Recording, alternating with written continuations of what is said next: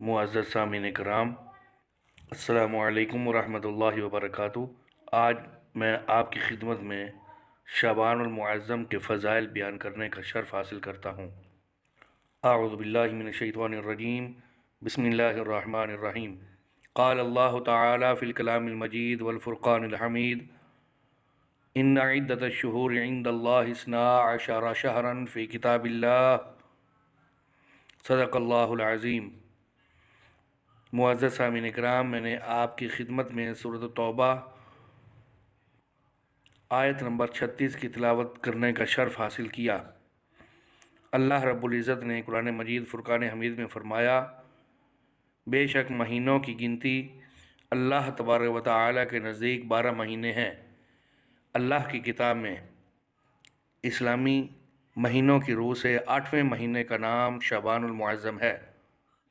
चूँकि इस माह में भी खैर कसीर तकसीम होती है और रिज़्क़ भी बंदों पर इसी माह में तकसीम होता है, इसलिए इसे शाबानुल मुअज़्ज़म कहते हैं। हदीस शरीफ में आता है, व इन्नमा सुम्मिया शाबाना लिअन्नहु तशअबु फ़ीहि खैरुन कसीरुन लिसाइमिन हत्ता यदखुलुल जन्नह। और बेशक शोबान इसलिए नाम रखा गया है कि रोज़ादार के लिए इसमें खैर कसीर तकसीम होती है, यहाँ तक कि वो जन्नत में दाखिल हो जाता है। हुआ कि शाबानुल मुअज़्ज़म का महीना ये खैर कसीर वाला महीना है। शाबानुल मुअज़्ज़म की फ़जीलत, रसूलुल्लाह सल्लल्लाहु अलैहि वसल्लम ने इरशाद फरमाया कि शोबान, रजब और रमज़ान के दरमियान एक महीना है। लोग इसकी शान से गाफिल हैं। इसमें बंदों के अमाल उठाए जाते हैं, इसलिए मैं रोज़े रखता हूँ। आप सल्लल्लाहु तआला अलैहि वसल्लम ने इरशाद फरमाया, शाबानु शहरी व रमज़ान शहरुल्लाह। रसूलुल्लाह सल्लल्लाहु अलैहि वसल्लम ने इरशाद फरमाया, शोबान मेरा महीना है और रमज़ान अल्लाह ताला का महीना है। हज़रत आयशा सदीक़ा रज़ियल्लाहु तआला अन्हा फरमाती हैं कि हज़ूर सैयद आलम सल्लल्लाहु तआला अलैहि वसल्लम को बाकी तमाम महीनों में से ज़्यादा प्यारा महीना शाबान था। पीर अब्दुल कादिर जिलानी, महबूब सुबहानी, कुतुब यज़ानी, शहबाज लामकानी रज़ियल्लाहु तआला अन्हु इरशाद फरमाते हैं कि शोबान के 5 हरूफ हैं। उनका मफ़हूम कुछ इस तरह है। शीन, इससे मुराद शर्फ़ है, यानी बंदों का अल्लाह ताला की बारगाह में मुशर्रफ होना। आइन, इससे मुराद इल्म है, यानी अल्लाह तबारक व तआला अपने बंदों के मर्तबे बुलंद फरमाता है। बा, इससे मुराद भलाई है, यानी उसकी इबादत से भलाई हासिल होती है। अलिफ, इससे मुराद उल्फत है, यानी इस माह में इबादत करने वालों से अल्लाह ताला मोहब्बत व उल्फत फरमाता है। नून, इससे मुराद नूर है, यानी इस माह की फ़जीलत हासिल करने वाले नूरानियत हासिल करेंगे। गनियत तालिबीन, जिल्द 1 सफ़ा 188।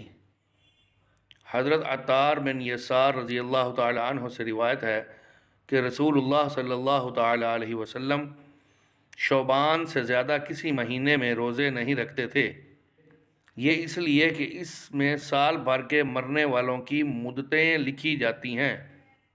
हज़रत अनस रज़ियल्लाहु तआला अन्हु से रिवायत है कि रसूलुल्लाह सल्लल्लाहु तआला अलैहि वसल्लम की बारगाह में अर्ज़ की, या रसूल अल्लाह, सबसे अफजल कौन से रोज़े हैं?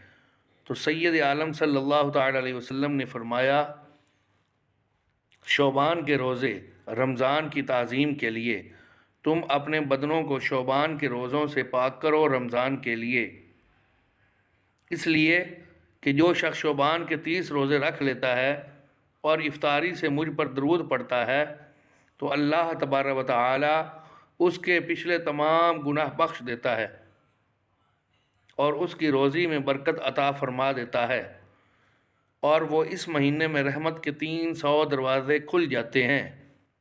हज़रत काब रज़ियल्लाहु तआला अन्हु से मरवी है कि अल्लाह रब्बुल इज़्ज़त जिब्राइल अमीन को शोबान की 15वीं शब में जन्नत की तरफ भेजता है, ताकि वो जन्नत को हुक्म करे कि आरास्ता हो जाए और कह दें कि अल्लाह ताला इस रात में आसमान के सितारों की गिनती, दुनिया के दिन रात की गिनती درخت کے پتوں کی گنتی، پہاڑوں کے وزن اور ریت کے ذروں کی گنتی کے برابر بندوں کو آزاد فرمائے گا۔ شعبان کی 15ویں رات رحمت الہی کا نزول ہوتا ہے۔ شعبان کی 15ویں رات برکتوں کا نزول ہوتا ہے۔ شعبان کی 15ویں شب اللہ رب العزت رحمت کے 300 دروازے کھول دیتا ہے۔ شعبان کی 15ویں شب اللہ تعالیٰ کی بخشش کا ذریعہ ہے۔ شعبان کی 15ویں شب کو رزق مانگنے والوں کو رزق دیا جاتا ہے۔ شعبان کی 15ویں شب کو صحت مانگنے والوں کو صحت دی جاتی ہے۔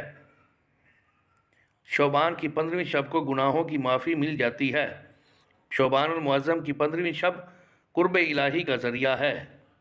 ترمذی شریف جلد 1 صفحہ 92 کہ حضرت علی رضی اللہ تعالی عنہ سے روایت ہے کہ رسول اللہ صلی اللہ تعالی علیہ وسلم نے ارشاد فرمایا کہ جب شعبان کی 15ویں رات ہو تو اس رات کو جاگا کرو اور اس کے دن میں روزہ رکھا کرو۔ جب سورج غروب ہوتا ہے اس وقت سے اللہ تعالیٰ اپنی شان کے مطابق آسمان دنیا پر نزول فرماتا ہے اور اعلان فرماتا ہے کوئی مغفرت طلب کرنے والا کہ میں اس کی بخشش کر دوں، ہے کوئی رزق طلب کرنے والا کہ میں اس کو رزق عطا کروں، ہے کوئی مصیبت زدہ تاکہ میں اس کو نجات دوں۔ یہ اعلان طلوع فجر تک ہوتا رہتا ہے۔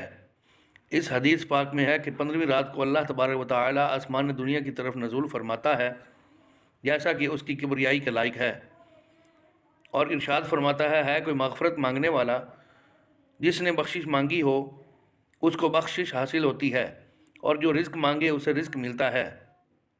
تفسیر روح البیان جلد 8